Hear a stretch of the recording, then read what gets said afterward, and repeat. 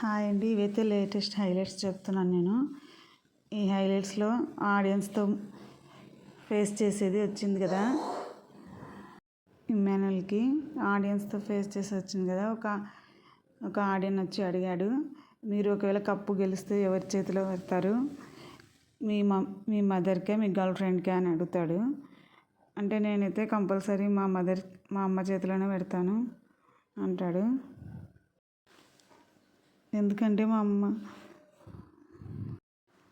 ఆయన అడిగాడు, ఫస్ట్ ఒక ఆయన అయితే అడిగినాడు, కప్పు ఒకవేళ గెలిస్తే ఎవరి చేతిలో పెడతారంటే ఇక్కడ చెప్తున్నాడు, నేనైతే కంపల్సరీ మా అమ్మ చేతిలోనే పెడతాను. కప్పు గెలిచాను, నీ కోసం గెలిచాను అని మళ్ళీ మా గర్ల్ ఫ్రెండ్ చేతిలో పెడతాను అన్నాడు. అంటే మళ్ళీ ఎందుకంటే నేను చిన్నప్పటి నుంచి మా అమ్మ దగ్గర పెరగడం తక్కువే అన్నాడు. ఎందుకంటే చిన్నప్పటి నుంచి సెకండ్ క్లాస్ నుంచి హాస్టల్లోనే చదివాడంట, సెకండ్ నుంచి డిగ్రీ వరకు. తర్వాత 1 ఇయర్ ఖాళీ ఉన్న తర్వాత ఇండస్ట్రీకి వచ్చేసాడంట. అమ్మ దగ్గర గడపడం ఆ క్షణాలు అన్నీ తక్కువే నాకు, అందుకే కంపల్సరీ మా అమ్మ చేతిలోనే పెడతాను అని చెప్పినాడు. ఇక్కడికి వచ్చాక ఫ్యామిలీ వాల్యూ చాలా బాగా తెలిసింది నాకు. సాధించాను, నీకోసం సాధించాను అని అయితే మా గర్ల్ ఫ్రెండ్ చేతిలో పెడతాను అంటాడు. అంటే ఆయన అంటాడు, మరి మీ గర్ల్ ఫ్రెండ్ ఫీల్ అవ్వదా అంటాడు. అంటే ఆమె ఏం ఫీల్ అవ్వదు, అర్థం చేసుకుంటుంది, ఆమె ఫస్ట్ మా అమ్మకే వాల్యూ ఇవ్వమని చెప్తుంది అని చెప్తాడు ఇమ్మాన్యుయల్. మీ గర్ల్ ఫ్రెండ్ ఫీల్ అయ్యేదంటే తను ఏం ఫీల్ అవ్వదు, ఫస్ట్ మా అమ్మ బ్లెస్సింగ్స్ తీసుకోమని చెప్తుంది, తను అర్థం చేసుకుంటుంది అన్నాడు.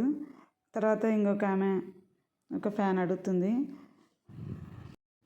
ఇంకొక ఆమె మీ గేమ్ చాలా బాగా ఆడుతున్నారు, స్ట్రాటజీస్ ఎవ్రీథింగ్ మొత్తం బాగా ఆడుతున్నారు, అందుకేనేమో మీ జుట్టు మొత్తం ఊడిపోయింది అనింది. నాది ఎప్పటి నుంచి ఇంతే ఊడిపోయిందమ్మా, ఈ జుట్టు మొత్తం ఊడిపోయింది, కొంచెం ఉండేది మధ్యలో, ఇక్కడికి వచ్చాక అది కూడా పోయింది, ఇంక ఈ వారంలో మొత్తం పోతుందేమో అని అనిపిస్తుంది అంటున్నాడు.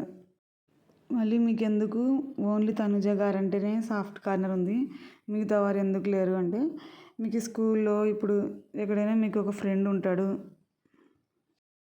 ఇప్పుడు క్లాస్లో నీ పక్కనే బెంచ్ మేట్, నీ పక్కనే డైలీ మీ దగ్గరే ఉన్నవాడు, మేము టెనెంట్స్గా ఉన్నప్పుడు ఇద్దరం ఫ్రెండ్స్ అయినాము, నేను తనుజ, అప్పటి నుంచి ఆ బాండింగ్ అట్లే ఉంది మాకు. క్లాస్లో ఎవరేమన్నా మీరుకేమనపడదు, కానీ మీ పక్కనే మీ బెంచ్ మేట్ డైలీ కూర్చునేవాడు, ఎవరన్నా ఏమన్నా అంటే వాడంటే మాత్రం తట్టుకోలేము, అదే క్లాస్లో ఎవరేమన్నా తట్టుకోగలము, అట్లా నాకు తనుజకి ఆ బాండింగ్ ఉంది అంటాడు.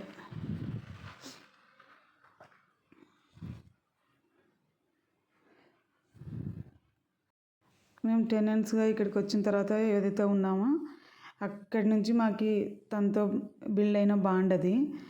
అప్పుడు నాతో ఆమె చాలా జెన్యున్గా ఉండే, నేను కూడా ఆమెతో చాలా జెన్యున్గా ఉంటి, అందుకే నాకు ఈ సాఫ్ట్ కార్నర్ తనుజ మీద.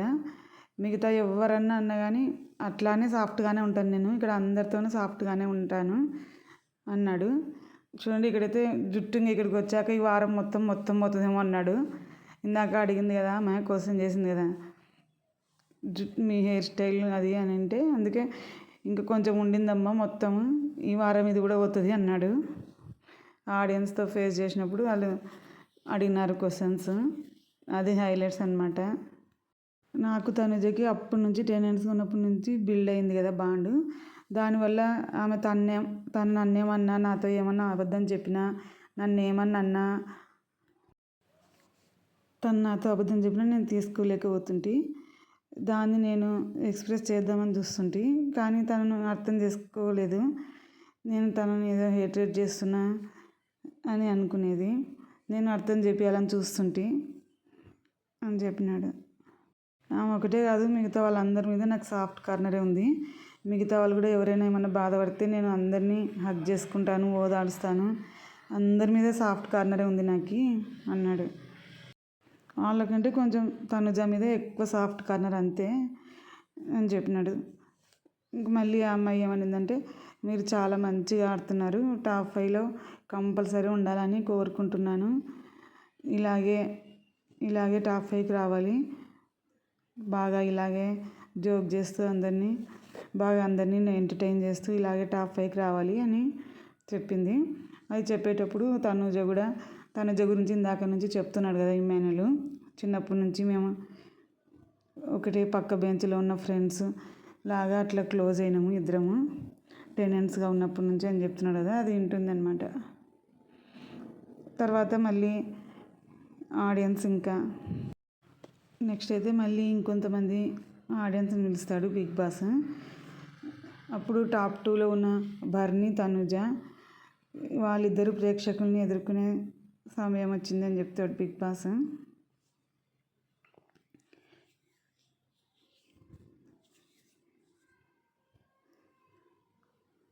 తర్వాత నెక్స్ట్ అయితే బర్నీ, తనుజ వస్తారండి. ఇప్పుడైతే ఇమ్మాన్యుల్ది అయిపోయింది కదా. ఇమ్మాన్యుల్కి అయితే అందరూ సాఫ్ట్గానే క్వశ్చన్స్ వేశారు.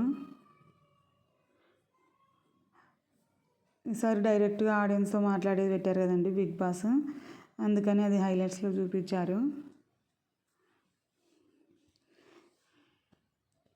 ఇంతకుముందుకైతే ఇట్లా డైరెక్ట్గా చేసేది ఓటప్పిలు అవి లేకుండా కదా, మామూలు ఓటప్పిలు అవి ఇస్తుండ్రు కదా టాప్ 2 ఉన్న వాళ్ళకి. కానీ ఈసారి అయితే ఇలా డైరెక్ట్గా ఆడియన్స్తో వాళ్ళు చేసే క్వశ్చన్స్కి ఆన్సర్ ఇచ్చేది పెట్టారు. చూడండి, ఇక్కడైతే ఇమ్మాన్యుల్ చాలా ఆనందంగా ఉన్నాడు ఆడియన్స్ వేసిన క్వశ్చన్స్కి. టాప్ 5లో ఉండాలని కోరుకుంటున్నాం అంటే ఇంకా చాలా హ్యాపీగా వెళ్ళిపోయాడు. ఇంకా మళ్ళీ నెక్స్ట్ అయితే బర్నీని, తనుజని పిలుస్తాడు బిగ్ బాస్ ఆడియన్స్తో ఫేస్ చేయడానికి. చూడండి, ఇప్పుడైతే బయటకు వస్తారు తనుజ, బర్నీ. ఇక్కడైతే తనుజ, బర్నీ బయటకు వచ్చిన వెంటనే బిగ్ బాస్ ఏమంటాడు, బర్నీ గురించి ఇండైరెక్ట్గా ఎవరికైనా లైఫ్లో రెండవ అవకాశం దొరికితే మనిషి మారతాడా, అది ఇంట్లో మీరు చూసారా అని అడుగుతాడు ఆడియన్స్ని బిగ్ బాస్. అంటే ఎస్ చూసాం బిగ్ బాస్ అంటాడు ఆడియన్స్. అన్న తర్వాత ఆడియన్స్ని ఫేస్ చేయడానికి వెళ్తారు. చూడండి, ఇక్కడైతే బర్నీ, తనుజ వెళ్తున్నారు బయటికి.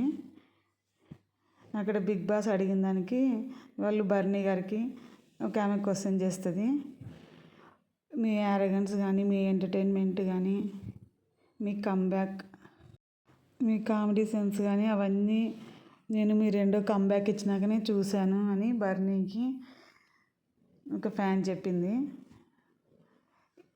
మళ్ళీ ఏమన్నారంటే, బర్నీ గారు మీరు రీతు, ఇమ్మాన్యుల్ ఒక స్టెప్ వేశారు కదా బిగ్ బాస్ హౌస్లో, అది ఒకసారి మళ్ళీ వేసి చూపిస్తారా అని అడిగారు. అంటే ఆయన కూడా మర్చిపోయినాడు అనమాట అదేం స్టెప్. ఇక్కడైతే వేసి చూపిస్తాడు చూడండి వేరే స్టెప్పు. ఆ రోజైతే వేసినది నాగార్జున చూపించినాడు కదా, ఆ స్టెప్ మర్చిపోయినాడు ఆయన కూడా. దాని బదులు ఏదో వేరేది వేసి చూపించాడు అనమాట. అది చాలా కామెడీగా అనిపించింది స్టెప్పు.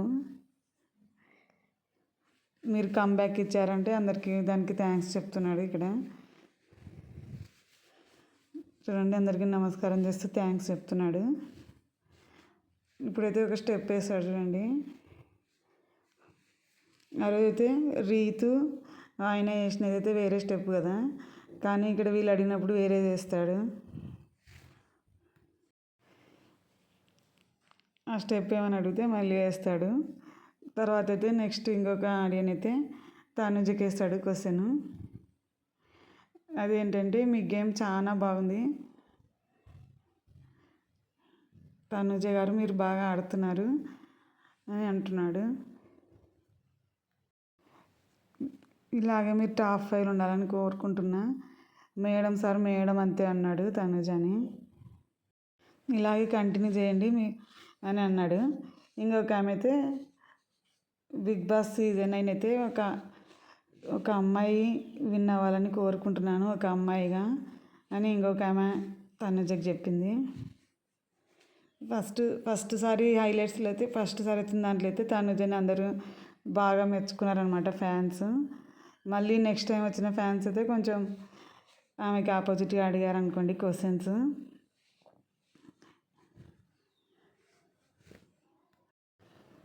మీరే కప్పు గెలిచాలనుకుంటున్నాను ఒక అమ్మాయిగా, ఈసారి లేడీ విన్నర్ కావాలని కోరుకుంటున్నా అన్నది. ఇదే హైలైట్ అనమాట. తనుజ అయితే చాలా హ్యాపీగా ఫీల్ అయింది, వాళ్ళు లేడీ విన్నర్ కావాలని కోరుకుంటున్నా అంటే. ఇక్కడేమో బర్ని స్టెప్ చేశాడు కదా, అది చూపిస్తున్నారు. ఇద్దరిని ఒకటిసారి పంపించాడు అనమాట Bigg Boss, audience questions face చేయమని చెప్పి.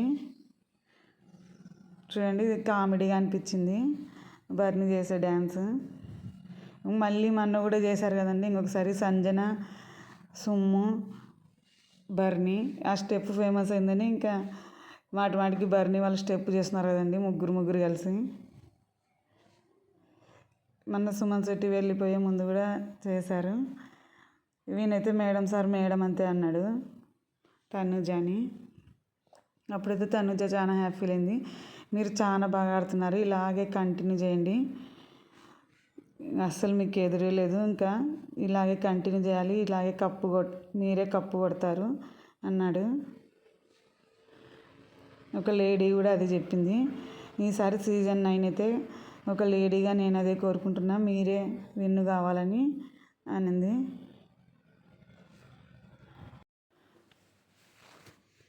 ఇవే అండి ఆడియన్స్తో అడిగిన క్వశ్చన్స్, డైరెక్ట్గా అడిగారు కదా తనుజ, ఇమ్మాన్యుల్, బర్ని, వాళ్ళందరికీ డైరెక్ట్ క్వశ్చన్స్ వేశారు కదా, అది చూపించారు. తనుజ చాలా హ్యాపీనెస్తో చూడండి లవ్ సింబల్ పెట్టింది ఆడియన్స్కి, మీరే విన్ కావాలని కోరుకుంటున్నాము అన్నారనమాట. మళ్ళీ ఇంకొకసారి కూడా ఛాన్స్ వస్తుంది కదా తనుజకి, అప్పుడైతే 3 క్వశ్చన్స్ రైజ్ చేస్తారు తనుజకి. అప్పుడైతే 3 తనుజకి అగెనిస్ట్గా వచ్చాయి, ఫస్ట్ సారి అయితే అన్నీ పాజిటివ్గా వచ్చాయి అనమాట. అందుకని చాలా హ్యాపీగా ఉంది చూడండి ఇక్కడ.